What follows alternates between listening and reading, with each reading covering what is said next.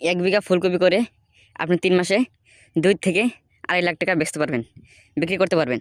আর বাঁধাকপিটা আপনি 1 বিঘা বাঁধাকপি করে 2 থেকে 2.5 লাখ টাকা বিক্রি করতে পারবেন সঠিক পদ্ধতি জানলে। আপনি কোন টাইমে কপি ক্ষেত করবেন সঠিক টাইমটা জানলে আপনি টেনশনে 2 থেকে 2.5 লাখ টাকা বিক্রি করতে পারবেন। সেটা আমি আপনাদেরকে আজ দেখাবো। আপনার ভিডিওটা সম্পূর্ণ দেখতে থাকেন। আলহামদুলিল্লাহ, মানে কপি ক্ষেতের চেহারাটা অনেক সুন্দর আছে। মানে এদেরকে ভালো করে যত্ন করতে লাগে, যত্ন করলে চেহারাটা ভালো থাকে। ফট করে মালটা এসে যায়, তাড়াতাড়ি মার্কেটে উঠাতে পারবে। মানে যত ফট করে মার্কেটে উঠাতে পারবো ততই আমি 2-1 টাকা দাম বেশি পাবো। নামিলা হয়ে যাবে তো বস্তুর দামটা কমে যাবে, বস্তুর ডিমান্ডটা কমে যায়। এটা আমি ফুলকপি করছি, এটা আজকে বয়স হয়ে গেল 1 মাস বয়স হয়ে গেল ফুলকপিটা।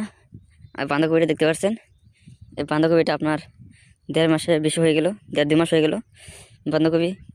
বাঁধাকপির চেহারাটা দেখুন না, অসাধারণ।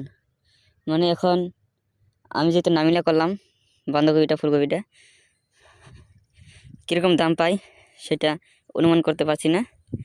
একটা আশা করা যায় 8-9 টাকা করে পাইলেও কিংবা একটা থাকবে, যেহেতু আমি নামিলা করছি, নামিলা খরচটা কম হয় এই সবজির মধ্যে। ফুলকপি করছি এখানে 1 বিঘা, আর এখানে বাঁধাকপি করছি 2.5 বিঘা। ইনশাল্লাহ দেখি কি হয়। আজকে ফুলকপি খেতে হিরো মারবো আর বাঁধাকপি খেতে পানি দেব। মানে খেতে আসলে না মনটা অনেক ভালো হয়ে যায়, মানে প্রকৃতিটা দেখলে না অনেক সুন্দর লাগে।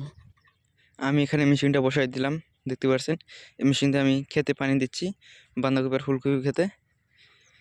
আজকে পানিতে আমি শেষ করব।